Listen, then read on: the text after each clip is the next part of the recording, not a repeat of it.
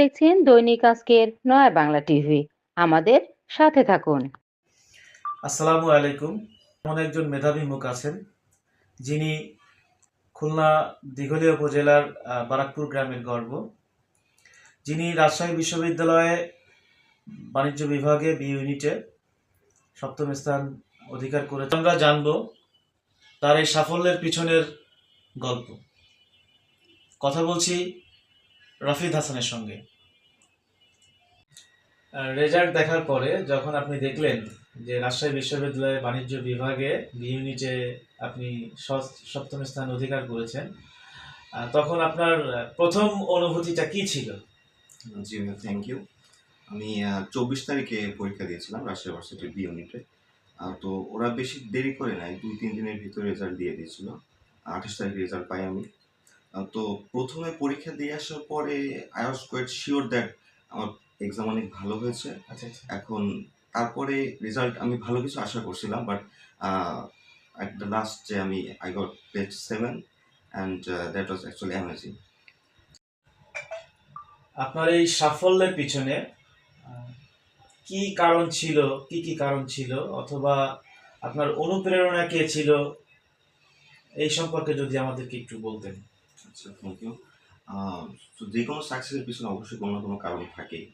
তো আমার সাকসেসের পিছনে আমার অনেক বড় একটা ফ্যাক্টর, আমার অনেক ভালো একটা ফ্যামিলি সাপোর্ট ছিল। তো সেইখান থেকে আমি অনেক সুযোগ সুবিধা পাইছি। দেন আমার অনেক পরিচিত অনেক বড় ভাইয়া ছিল, ওনাদের কাছ থেকে অনেক পাইছি। আর সব থেকে যেটা না বললে নয় সেটা হচ্ছে আমার যে পার্সোনাল যেই স্যার বা ম্যাডাম ছিল, তাদের কাছ থেকে আমি অনেক ওভারঅল আমার টোটাল স্টাডি জার্নিতে অনেক বেশি হেল্প পেয়েছি আর কি। ধন্যবাদ। আপনার সামনে অনেক অপশনই খোলা আছে, তো আপনি কোন ডিপার্টমেন্টে পড়তে চান এবং ভবিষ্যৎ রাফিদকে আমরা কোথায় দেখতে পাবো? Thank you. আমি আমার ছোটবেলা থেকে আমার অনেক ইচ্ছা ছিল যে আমি আইবিএতে পড়বো। তো সেক্ষেত্রে এখানে রাজশাহী ইউনিভার্সিটিতে যেহেতু প্রথম দিক থেকে সিরিয়াল আসছে, তো এখানে হয়তো আশা করা হয়ে যাবে। অ্যান্ড এখান থেকে আমি আমার গ্র্যাজুয়েশন কমপ্লিট করবো আইবিএ থেকে। তারপরে আমার ইচ্ছা আছে যে ফরেন কান্ট্রিতে কোনো একটা ভালো ইউনিভার্সিটিতে অ্যাপ্লাই করা। তো সেখানে হয়ে গেলে আমি সেখান থেকে আমার পোস্ট গ্র্যাজুয়েশন কমপ্লিট করবো। তারপরে হচ্ছে I will come back to my home country and তারপরে কী করবো তখন ডিসাইড করবো। ধন্যবাদ।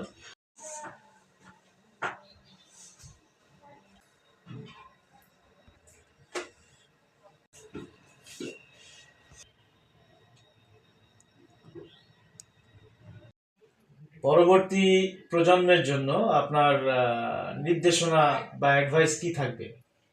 জি ভাই, ধন্যবাদ আপনাকে। সো অ্যাডমিশন জার্নিতে হয় কি, it's a long period of time. অনেক দিন ধরে আর কি প্রিপারেশন নেওয়া লাগে। আর এটা একদম টেস্ট পরীক্ষার আগে থেকেই শুরু হয় বেসিক্যালি পড়াশোনা আমাদের। তো লাইক আমাদের 7-8 মাস মতো আমাদের রেগুলার বেসিসে পড়া হয়। সো এখানে হয় কি যে একদম রেগুলার বেসিসে যারা পড়তে পারে তারাই আর কি থ্রাইভ করতে পারে অ্যাডমিশন জার্নিতে। সো এখন পরামর্শ তো তেমন কিছু নাই। সবার নিজের বেস্টটুকুতে চেষ্টা করুক, সবাই কনসিস্টেন্সি ধরে রাখুক। সো ইনশাল্লাহ ভালো কিছু আসবে আশা করি। ধন্যবাদ। রাফিদের এই গল্প আমাদেরকে শেখায়, যদি লক্ষ্য স্থির থাকে তবে অভীষ্ট লক্ষ্যে পৌঁছানো অসম্ভব কিছু নয়। যারা আগামী বছর পরীক্ষা দিবেন তারা রাফিদের এই গল্প থেকে, রাফিদের কথা থেকে অনেক রসদ পেয়েছেন। তো রাফিদ, আজকের সাক্ষাৎকারের জন্য অসংখ্য ধন্যবাদ এবং আপনার জন্য শুভকামনা থাকবে সবসময়। ভালো থাকবেন। জি ভাই, আপনাকে ধন্যবাদ।